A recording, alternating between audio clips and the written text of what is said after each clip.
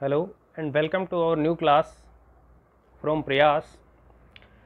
प्रयास की इस नई क्लास में आप सभी का तहे दिल से स्वागत है। जैसा कि आपके साथ एक वादा किया गया था कि जो हेल्पिंग वर्ब और मैन वर्ब है वो जब हम क्लास में पढ़ रहे थे तब आपको कहा गया था कि इनसे संबंधित एक चार्ट है वो आपको चैनल पर उपलब्ध करवा दिया जाएगा, जिससे कि आपको इनको सीखने में सहूलियत रहे और कोई कन्फ्यूजन किसी प्रकार का पैदा न हो। तो वही वादा पूरा करते हुए ये चार्ट हैं, ये आपके सामने प्रस्तुत किए जा रहे हैं। आशा है कि आपको ये पसंद आएगा और आपके लिए स्टडी मटेरियल के रूप में बहुत यूज़फुल होगा। तो इसको शुरू करने से पहले जो इसकी उपयोगिता है, इम्पोर्टेंस है, वो मैं आपके सामने रखना चाहता हूँ। तो इम्पोर्टेंट चीज़ यह है कि जो हेल्पिंग वर्ब और मैन वर्ब है वो सबसे बड़ा टेंशन होते हैं टेंस पढ़ने में। सबसे बड़ी दिक्कत यही रहती है कि हेल्पिंग वर्ब और मैन वर्ब वो याद नहीं होते, प्लस याद हो जाएं तो फिर वो कन्फ्यूजन पैदा करते हैं कि कौन सा टेंस है वो कौन सी हेल्पिंग वर्ब लेगी और या फिर कौन सा मैन वर्ब लेगी।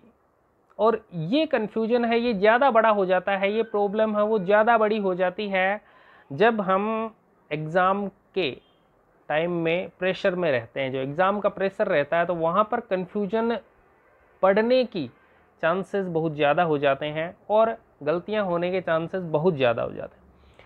तो ये जो चार्ट हैं इसी तरीके से बनाया गया है कि आपका ये कन्फ्यूजन है और ये प्रॉब्लम है इसको दूर किया जा सके।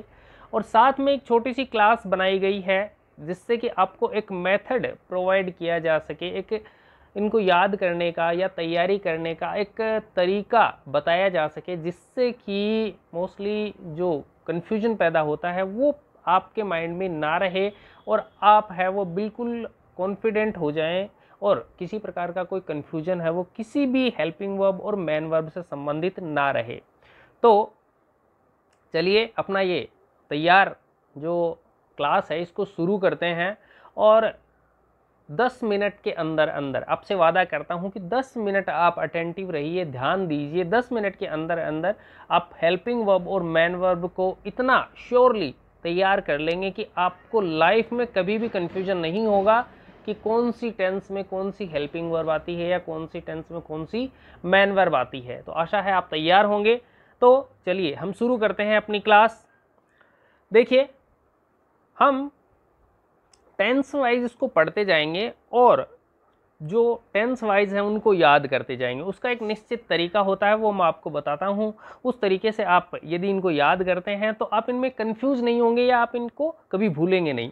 तो सबसे पहला जो डायग्राम जो बनाया गया है वो मैं आपको समझाता हूँ। देखिए आपके पास 3 टेंसेज हैं, प्रेजेंट, पास्ट और फ्यूचर। उसी प्रकार से आप 4 पार्ट हैं तो वो इस तरीके से बनाए गए हैं कि indefinite continuous, perfect and perfect continuous. तो उनको समझते हुए चलिए।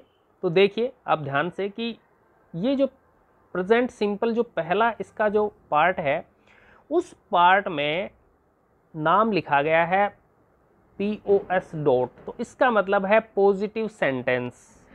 फिर है नीचे देखिए निगेटिव एंड इंटरोगेटिव। तो इसको इस तरीके से तैयार किया गया है कि जो प्रेजेंट इंडेफिनिट टेंस है उसके पॉजिटिव सेंटेंस में, ध्यान से देखिए, प्रेजेंट इंडेफिनिट टेंस रहेगा। पॉजिटिव सेंटेंस में आप पढ़ रहे हैं चार्ट ऑफ हेल्पिंग वर्ब, तो इसका मतलब NA मतलब नॉट एप्लीकेबल, यानी कहने का मतलब है प्रेजेंट सिंपल टेंस हो, पॉजिटिव सेंटेंस हो तो उसमें हेल्पिंग वर्ब का यूज नहीं किया जाएगा। ये थोड़ा सा आप यहाँ पर माइंड कर लें, ठीक है। यानी 3 जो है present simple plus positive sentence होगा तो उसमें हेल्पिंग वर्ब नहीं लगानी है, सीधी सिंपल सी बात है। फिर आप देखेंगे कि निगेटिव या इंटेरोगेटिव सेंटेंस हो तो उसमें आप डू एंड डज का प्रयोग करेंगे। ये आपकी डू है और ये आपकी डज है, तो डू एंड डज का प्रयोग करेंगे। अब नीचे देखिए P एंड S लिखा हुआ है, तो इट मीन्स प्लूरल यदि सब्जेक्ट होगा तो डू आएगी और सिंगुलर यदि सब्जेक्ट होगा तो डज आएगी। ये इस तरीके से इनको तैयार किया गया है। आपको एक हेल्पिंग वर्ब मैं समझता हूं कि याद हो गई। एक बार दोबारा मैं रिवाइज करा देता हूं बच्चों। प्रेजेंट इंडेफिनिट टेंस है, पॉजिटिव सेंटेंस है, उसमें हेल्पिंग वर्ब नहीं आएगी, ये कहता है नहीं, मतलब यूज नहीं की जाएगी, नॉट एप्लीकेबल है इसमें। फिर है प्रेजेंट इंडेफिनिट टेंस है, निगेटिव या इंटेरोगेटिव सेंटेंस है तो उसमें हेल्पिंग वर्ब का यूज किया जाएगा, और वो किया जाएगा डू एंड डज का प्रयोग। तो डू या डज यूज होती है, वो किस तरीके से होगी, यदि सब्जेक्ट है वो आपका प्लूरल है, बहुवचन है तो डू लगाइए, सिंगुलर एक वचन है तो डज लगाइए। सिंपल सी बात है, इतना सा आपको याद करना है। इट मीन्स ये आपको याद हो जाएगा। आगे चल के आपको पता चलेगा कि बहुत ही इजी है हेल्पिंग वर्ब को याद करना। आप चलते जाइए, बस अटेंटिवली 10 मिनट मैंने आपसे मांगा है, 10 मिनट दीजिए, बहुत अच्छे से याद हो जाएगा। अगला हम जो टेंस याद कर रहे हैं वो कर रहे हैं कॉन्टिन्यूअस, यानी प्रेजेंट कॉन्टिन्यूअस। प्रेजेंट कॉन्टिन्यूअस में सीधा सिंपल सा एक याद रखिए, इज आर एम बटा S P I, is R M बटा एस पी आई। मैथ में आपने बटा सीखा होगा, वही यहाँ पे हम याद करने का तरीका यूज कर रहे हैं, अपना एक मेथड बनाया हुआ है, इज आर एम बटा एस पी आई, याद रह जाएगा। गुड। अब देखिए कि इज है, उसके नीचे एस लिखा हुआ है, आर के नीचे पी है एंड एम के नीचे आई है, ठीक है। तो उसी तरीके से इनका यूज किया जाएगा, कभी नहीं भूलोगे आप, गारंटी है मेरी। इज आर एम बटा एस पी आई, सिंगुलर के साथ इज का प्रयोग कीजिए, प्लूरल के साथ आर का प्रयोग कीजिए एंड आई के साथ एम का प्रयोग कीजिए। इससे सिंपल कोई मेथड हो ही नहीं सकता याद करने का बेटा, याद हो जाएगा, शाबाश। थर्ड देखिए, प्रेजेंट परफेक्ट है, तो प्रेजेंट परफेक्ट में यूज किया जाए has have S P, has have S P, has have S P. Has है वो सिंगुलर सब्जेक्ट के साथ और हैव है वो प्लूरल सब्जेक्ट के साथ, इनका यूज किया जाए। अब बताइए, काउंट कर लीजिए, आपने 3 हेल्पिंग वर्ब है वो याद कर ली, present indefinite, present continuous and present perfect. एक बार हम 3 ही याद कर रहे हैं। यहां हम थोड़ा सा अपना ट्रिक यूज करेंगे याद करने की। आपने 3 याद कर ली ऐसा मैं मानता हूं, और इतना आप समझदार हैं, इंटेलिजेंट हैं कि आपको ये तीनों याद हो गई होंगी। अब इन 3 का हम कन्वर्जन करेंगे पास्ट की हेल्पिंग वर्ब में। एक सिंपल सी ट्रिक है, उस ट्रिक को याद करके आराम से आप प्रेजेंट की हेल्पिंग वर्ब से पास्ट की हेल्पिंग वर्ब बना सकते हैं। क्लियर है? माइंड में बैठा लीजिए कि प्रेजेंट की जो भी हेल्पिंग वर्ब यूज की जा रही है उसकी सेकंड फॉर्म बना दीजिए, वो अपने आप पास्ट में यूज होगी। सिंपल सी बात है, प्रेजेंट की जो भी हेल्पिंग वर्ब यूज कर रहे हो उसकी सेकंड फॉर्म बनाते ही वो पास्ट की एचवी बन जाएगी। बना के दिखाता हूं आपको, देखिए। प्रेजेंट के इंडेफिनिट में आपने पॉजिटिव सेंटेंस के लिए कहा कि इसमें हेल्पिंग वर्ब यूज नहीं होती, तो हम यहां भी यूज नहीं कर रहे, देख लीजिए। क्लियर है? फिर प्रेजेंट इंडेफिनिट नेगेटिव इंट्रोगेटिव के लिए आपने अपने डू डज यूज होती है, आपने कहा, तो अब इसकी सेकंड फॉर्म बना देंगे। क्लियर है? सेकंड फॉर्म बना देंगे तो वो पास्ट इंडेफिनिट में यूज होने लग जाएगी बेटा। तो देखिए, ये देखिए, नेगेटिव इंट्रोगेटिव में क्या आ गई, डू, डू की सॉरी डिड, डू की सेकंड फॉर्म क्या होती है, डिड, तो वो यहां यूज होने लग गई। अलग से कुछ नहीं आया ना, देखिए, केवल सेकंड फॉर्म बनाइए, अलग से कुछ नहीं लाया, केवल जो प्रेजेंट इंडेफिनिट में यूज हो रही है उसकी सेकंड फॉर्म बना दीजिए, वो अपने आप किसमें यूज होने लग जाएगी, पास्ट सिंपल। अलग से याद करना नहीं पड़ेगा, इतना याद रखिए, प्रेजेंट की एचवी की सेकंड फॉर्म बनाते ही वो पास्ट की एचवी बन जाती है। मैं समझता हूं याद हो गया होगा आपको। नेक्स्ट देखिए, नेक्स्ट में जब आप आते हैं तो आपके सामने होता है present continuous. Present continuous trick कहती है सेकंड फॉर्म बना दो, तो इज आर एम की जो पास्ट फॉर्म होती है, सेकंड फॉर्म जिसको बोलते हैं हम, वो होती है was and were, was were. तो इसका हम यहां यूज कर लेंगे, देखिए, वॉज एंड वर। तो वॉज वर है, उसका यूज आप पास्ट कंटिन्यूअस में कर लीजिए, क्योंकि ये प्रेजेंट कंटिन्यूअस की सेकंड फॉर्म बनती है। और इनका यूज करने का तरीका वो थोड़ा सा ध्यान दीजिए, थोड़ा सा एक्स्ट्रा ध्यान दीजिए। आई है कर्ता के रूप में, सब्जेक्ट के रूप में, या सिंगुलर है। देखिए, ध्यान से देखिए बेटा, आई है और सिंगुलर है तो वाज का प्रयोग कीजिए। आपके सामने सिंगुलर जो है वो सब्जेक्ट हो या आई हो सब्जेक्ट के रूप में तो आप कह देंगे वाज आएगा, और प्लूरल होगा तो आप कह देंगे वर आएगा। क्लियर है, याद हो जाएगा। सिंपली थोड़ा सा एक्स्ट्रा चीज है ये आई, ठीक है, क्लियर है। चलो अब आप यहाँ एक इंपॉर्टेंट सी चीज बता देता हूं मैं, वो आप ध्यान रखिएगा। इससे चार्ट से अलग की बात है, एक्स्ट्रा बात है कि आई के साथ वर देखा होगा आपने कई जगह, आपने आई के साथ वर देखा होगा तो वहां क्या होता है, वो गलत नहीं होता है ना, वो गलत नहीं होता। यदि इम्पॉसिबल कंडीशन होती है, कंडीशन होती है शर्त, कंडीशनल सेंटेंसेस आपने देखे होंगे, तो उन कंडीशनल सेंटेंस में यदि इम्पॉसिबल कंडीशन होती है तो वहां आई के साथ वर का प्रयोग किया जाता है। तो इसका मतलब यदि हम आई के साथ वर लगा देंगे तो वो इम्पॉसिबल कंडीशन बन जाएगी। क्लियर, जैसे ओ आई वर a king, O I were a king, तो इस प्रकार की इम्पॉसिबल कंडीशन में आई के साथ वर आ सकता है। लेकिन सिंपली हम टेंस में यूज करते हैं, करेक्ट फॉर्म ऑफ यूज करें, राइट फॉर्म ऑफ यूज करें तो आई के साथ वाज का यूज किया जाएगा पास्ट कंटिन्यूअस के रिलेशन में। क्लियर हो गया। देखिए अब अगली वही ट्रिक लगाएंगे। प्रेजेंट परफेक्ट था तो प्रेजेंट परफेक्ट की सेकंड फॉर्म बना दीजिए, वो अपने आप पास्ट परफेक्ट की बन जाएगी। तो यहाँ देखिए, यहाँ आपने यूज किया था हैज और हैव, हैज और हैव यूज किया था। इसकी सेकंड फॉर्म बनाएंगे तो बनेगी हैड, तो वो पास्ट परफेक्ट में यूज कर दीजिए। सिंपल सी बात है। हैज हैव की सेकंड फॉर्म आते ही हैड बन गई, हैड बनते ही वो किसकी हो गई, पास्ट परफेक्ट की। अब आपको पता है एक ही है तो सिंगुलर प्लूरल का चक्कर होता ही नहीं है। क्लियर है ना, चलिए शाबाश। अब बताइए कितना याद हो गया आपको, 1 2 3 1 2 3 4 5 6, तो कितनी याद हो गई, 6 टेंसेस की हेल्पिंग वर्ब, यानी अपना 50% काम हो गया और 5 मिनट अभी हुई नहीं है। तो इसका मतलब आपने 5 मिनट से कम में आधी टेंस याद कर चुके हैं आप। और अगला टेंस लेते हैं हम इजीली, हम लेते हैं फ्यूचर सिंपल। 6 के बाद फ्यूचर सिंपल। याद आपने 3 ही किए बेटा, ईमानदारी से चलिए। प्रेजेंट इंडेफिनिट, प्रेजेंट कॉन्टिन्यूअस और प्रेजेंट परफेक्ट, 3 ही याद किए, 3 आपने बनाई हैं। फिर आपको 4th याद करनी है फ्यूचर सिंपल। तो फ्यूचर सिंपल में याद रखिए shall will, shall will HV के रूप में यूज की जाती है, shall and will, shall and will. Use करने का तरीका थोड़ा सा देख लीजिए।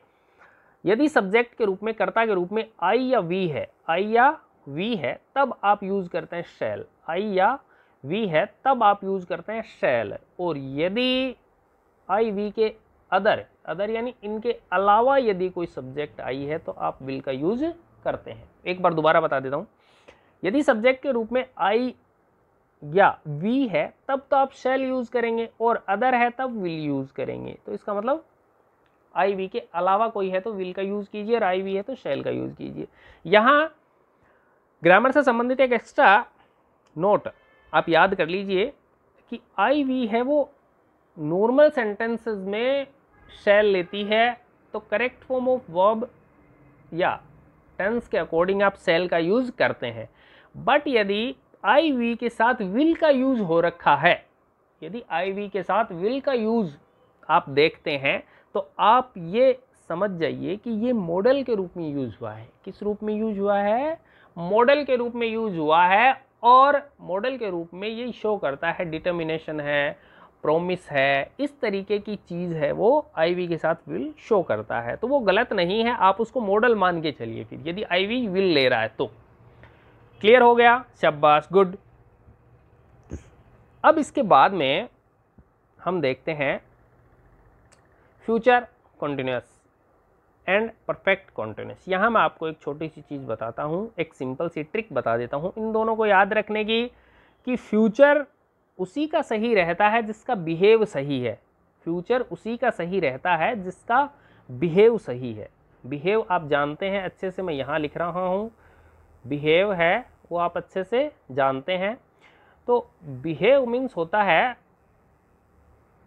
बिहेव मीन्स होता है व्यवहार। तो आप हिंदी में याद कर लीजिए, इंग्लिश में याद कर लीजिए। बिहेव, बिहेव मीन्स होता है व्यवहार, तो जिसका बिहेव सही है, व्यवहार सही है, उसका फ्यूचर भी सही है। अब आप देखेंगे कि जो लिखा गया है वो 2 वर्ड में लिखा गया है।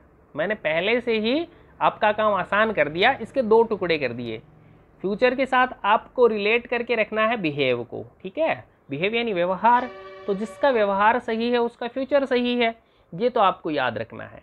अब मैंने पहले से ही इसके 2 पार्ट कर दिए, बिहेव के बी अलग कर दिया, हैव अलग कर दिया, 2 पार्ट बन गए। पहला पार्ट बना बी, सेकंड पार्ट बना हैव। तो आप इन्हीं को यूज कर लेंगे इसके साथ, तो आपकी अगली दोनों हेल्पिंग वर्ब हैं वो तैयार हो जाएंगी। फ्यूचर कंटिन्यूअस की और फ्यूचर परफेक्ट की तैयार करनी है। पहला पार्ट आपके पास था बी और सेकंड पार्ट आपके पास है हैव, दोनों को कनेक्ट करते हुए चलिए, ऑटोमेटिकली आपकी जो हेल्पिंग वर्ब है वो तैयार हो गई। देखिए आपके पास फ्यूचर सिंपल में सेल विल थे, आप पहला पार्ट यूज कर रहे हैं बी, तो आपकी बन गई सेल बी विल बी, बन गई बेटा, अलग से कुछ नहीं लाना पड़ा आपको। और सेकंड पार्ट है आपके पास हैव, तो आप यहां लगा दीजिए shall have will have, shall have will have. Clear है, बन जाएगा, गुड।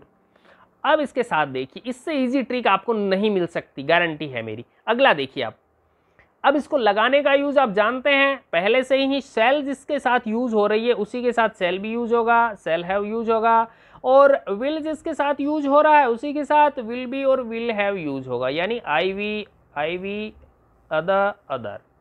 इनको याद करने में कोई दिक्कत नहीं हुई। अब देखिए इतने से टाइम में आपने 9 टेंस की हेल्पिंग वर्ब यूज कर ली, जो 9 साल में याद नहीं हो रही थी। आपने देखी 9 हेल्पिंग वर्ब यूज जल्दी से याद कर ली, 9 मिनट हुए नहीं आपके, 9 साल में जो चीजें आपको कंफ्यूज कर रही थी। अगला देखिए, अब आपके पास बची 3 हेल्पिंग वर्ब्स परफेक्ट कंटिन्यूअस, तीनों परफेक्ट कंटिन्यूअस बची हुई हैं। एक छोटी सी ट्रिक याद रखिए, सिंपल सी बात याद रखिए, जो भी परफेक्ट की हेल्पिंग वर्ब हैं, ये देखिए 3 परफेक्ट की हेल्पिंग वर्ब हैं आपके पास, है ना, याद हो रही है इजी में, हाँ गुड, शाबाश। देखिए 3 परफेक्ट की हेल्पिंग वर्ब हैं। परफेक्ट की हेल्पिंग वर्ब में बीन शब्द कनेक्ट कीजिए, बीन शब्द कनेक्ट कीजिए, ये शब्द कनेक्ट करना है। बीन शब्द कनेक्ट करते ही वो परफेक्ट कंटिन्यूअस की हेल्पिंग वर्ब बन जाएगी, इतना सा याद रखना है। परफेक्ट की जो भी हेल्पिंग वर्ब है उसमें B double E N word use कर दीजिए, ऐड कर दीजिए, जोड़ दीजिए, तो वो परफेक्ट कंटिन्यूअस की हेल्पिंग वर्ब बन जाएगी, अलग से कुछ नहीं लाना। देखिए बना के दिखाता हूं आपको एक मैं।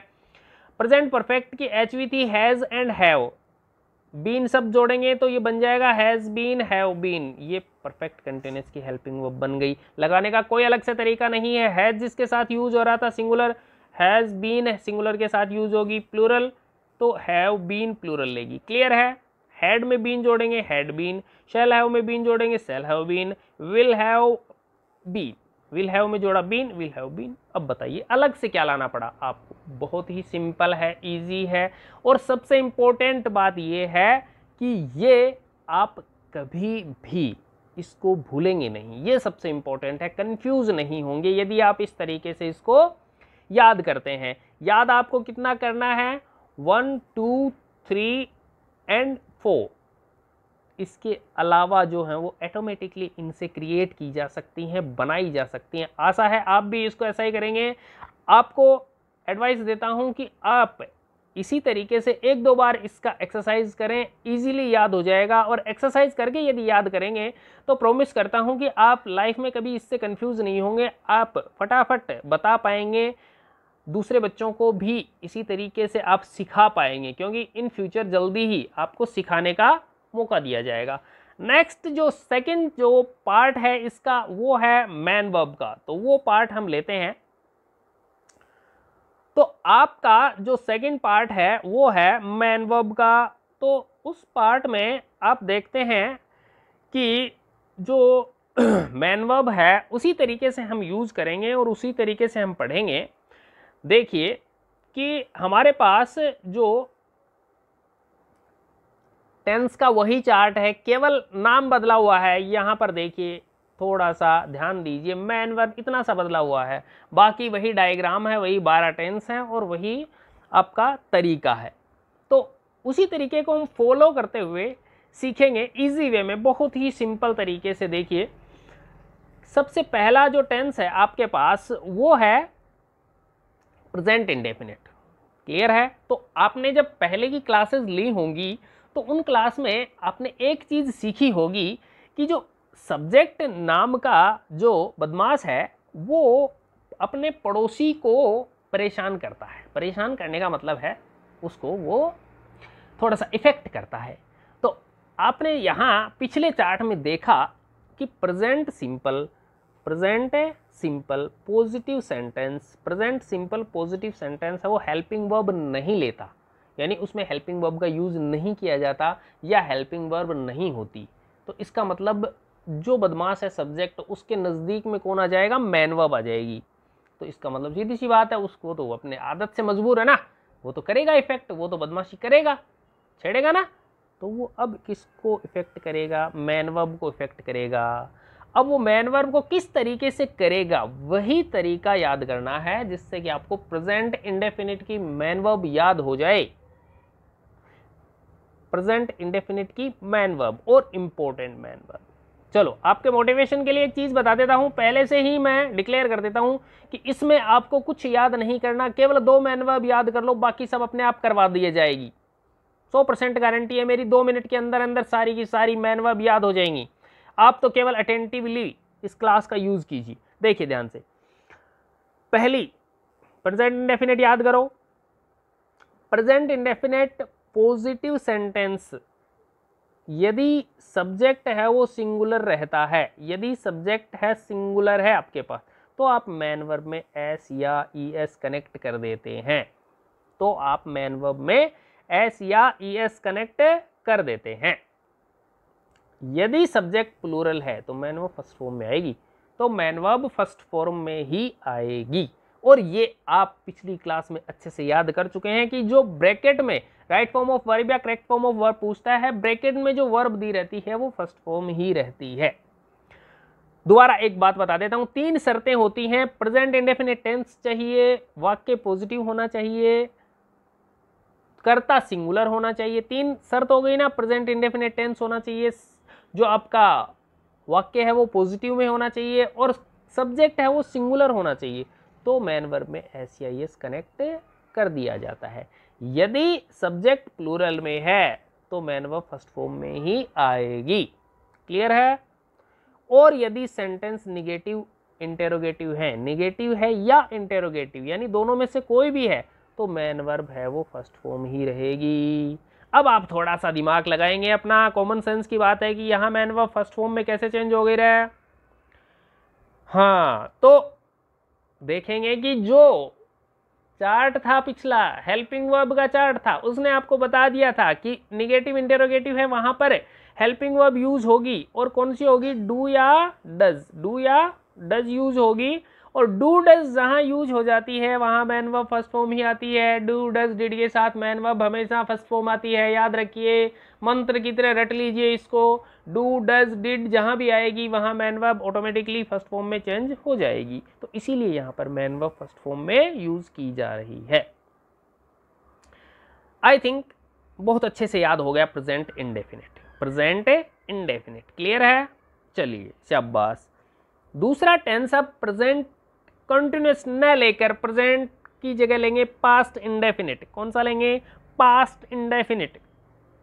पास्ट इंडेफिनिट के पॉजिटिव सेंटेंस में, पास्ट इंडेफिनिट के पॉजिटिव सेंटेंस में मैन वर्ब सेकंड फॉर्म में आती है। मैन वर्ब सेकंड फॉर्म में आती है। वही रूल बेटा, सेम टू सेम वही रूल यहाँ फॉलो होता है। प्रेजेंट इंडेफिनिट हेल्पिंग वर्ब नहीं ले रही थी, तो पास्ट इंडेफिनिट भी हेल्पिंग वर्ब नहीं ले रहा। तो जहाँ पे हेल्पिंग वर्ब नहीं यूज हो रही वहाँ ये सब्जेक्ट नाम का जो बदमाश है ये किसको इफेक्ट करता है? मैन वर्ब को। और ये इफेक्ट करता है तो इसको चेंज कर देता है मैन वर्ब सेकंड फॉर्म में। क्लियर है? याद रखने का एक छोटा सा क्लू आपको एक और ऐड कर देता हूं मैं, माइंड में बैठा लीजिए कि एकमात्र पास्ट सिंपल उसका भी केवल एकमात्र sentence positive second form use करता है। उसके अलावा बाकी के 11 जो टेंसेस हैं उनमें कहीं भी पास्ट में सेकंड फॉर्म जो यूज होती है वो अन्य 11 में नहीं होती है। यानी एकमात्र एक टेंस है पास्ट सिंपल, वही सेकंड फॉर्म यूज करता है, याद रह जाएगा। सेकंड फॉर्म एक ही टेंस में यूज हो रही है, इसलिए इजी है कि पास्ट सिंपल के पॉजिटिव सेंटेंस में सेकंड फॉर्म यूज की जाती है, केवल एकमात्र एक ही टेंस में यूज की जाती है। और आश्चर्य वाली बात यह है कि एक टेंस में यूज होने के बाद में भी आज तक के इंग्लिश लिटरेचर के इतिहास में सबसे ज्यादा यूज होने वाली फॉर्म है सेकंड फॉर्म। ये याद रखने का तरीका याद रह जाएगा इजीली। अगला देखिए, निगेटिव एंड इंट्रोगेटिव है तो आपको पता चल गया होगा, अभी आपने याद किया था डू डज डिड के साथ मैंने फर्स्ट फॉर्म में, तो इसका मतलब निगेटिव एंड इंट्रोगेटिव है तो उसमें फर्स्ट फॉर्म आएगी। क्लियर है, याद रह जाएगा। अब आपने यूज दो जो टेंस हैं वो याद कर लिए। चलिए बेटा अब तीसरा और याद कर लीजिए फटाफट 1 सेकेंड में। फ्यूचर सिंपल हमेशा फर्स्ट फॉर्म, फ्यूचर सिंपल हमेशा ही फर्स्ट फॉर्म लेगी, फ्यूचर सिंपल हमेशा ही फर्स्ट फॉर्म लेती है। अब याद हो गए 3। तो अब खुशखबरी ये है कि केवल 3 ही याद करने थे, बाकी बचे जो हैं वो आपको अभी 9 टेंस बचे हैं, 9 सेकंड में याद करवा दिए जाएंगे। देखो ध्यान से, यदि किसी भी टेंस के नाम में कंटीन्यूअस शब्द है, यदि किसी भी टेंस के नाम में कंटीन्यूअस शब्द है तो ऐसे टेंस देखेंगे कितने हो जाएंगे, 1 2 3 4 5 6 हो जाएंगे 6। यदि किसी भी टेंस के नाम में यदि किसी भी टेंस के नाम में कंटीन्यूअस शब्द है तो उसकी मैन वर्ब हमेशा आईएनजी रहेगी। तो बेटा हमारे पास ऐसे टेंस जिनके नाम में कंटीन्यूअस शब्द है, ऐसे 6 टेंस हैं। मैं 6 के नाम गिनाता हूँ, आप अपने माइंड में फीड करते जाइए। शुरू करो typing. Present continuous, past continuous, future continuous, present perfect continuous, past perfect continuous, future perfect continuous. 6 tense हो गए, इनकी मैन वर्ब हमेशा आईएनजी रहेगी। क्लियर है, गुड, शाबाश। बच गए 3। आप मेरे को काउंट करके बताइए कि परफेक्ट टेंस कितने हैं। परफेक्ट टेंस, गुड, शाबाश। परफेक्ट टेंस कितने हैं? तो परफेक्ट टेंस 3 है, present perfect, past perfect, future perfect. 3 ही है ना, 3 है तो थर्ड फॉर्म ही लगा दो। असल क्या है, दिक्कत क्या है? 3 ही है और फॉर्म भी कौन सी आएगी, थर्ड ही आएगी। तो परफेक्ट 3 होते हैं और तीनों में थर्ड फॉर्म का ही यूज किया जाता है। इजीली याद हो गया, यहाँ कोई दिक्कत नहीं हुई आपको। तो ये 9 टेंस 9 सेकंड में याद हो गए। बाकी 3 हैं उनको आप थोड़ा सा एक्स्ट्रा ध्यान दे के याद कर लेंगे। अब यहाँ तक मेरे अकॉर्डिंग कोई दिक्कत आपको नहीं हुई, दोनों चार्ट आपको इजीली याद हो गए और मैं ऐसा मानता हूँ कि इंटेलिजेंट तो आप हैं ही, तो आप फ्यूचर में कभी भी कंफ्यूज नहीं होंगे। ये दोनों चार्ट है वो आपको लाइफ टाइम याद रहेंगे, कभी भी आप कंफ्यूज नहीं होंगे। आप चाहे खुद यूज़ कर रहे हो या आप बोर्ड पे बच्चों को पढ़ा रहे हैं, तब भी आपको बिल्कुल किसी भी प्रकार से कंफ्यूजन की जो कभी भी आपको दिक्कत नहीं होगी। तो आशा करता हूँ आपको ये क्लास बहुत ही यूजफुल लगी होगी, और यदि ऐसा है तो आप प्लीज़ चैनल है उनको शेयर करते रहिए, जिससे ज़्यादा से ज़्यादा बच्चे हैं उनको इस चीज़ का फ़ायदा मिलता रहे। Thank you, thanks a lot. Next class बहुत ही जल्द आपके सामने प्रस्तुत होगी। Thank you.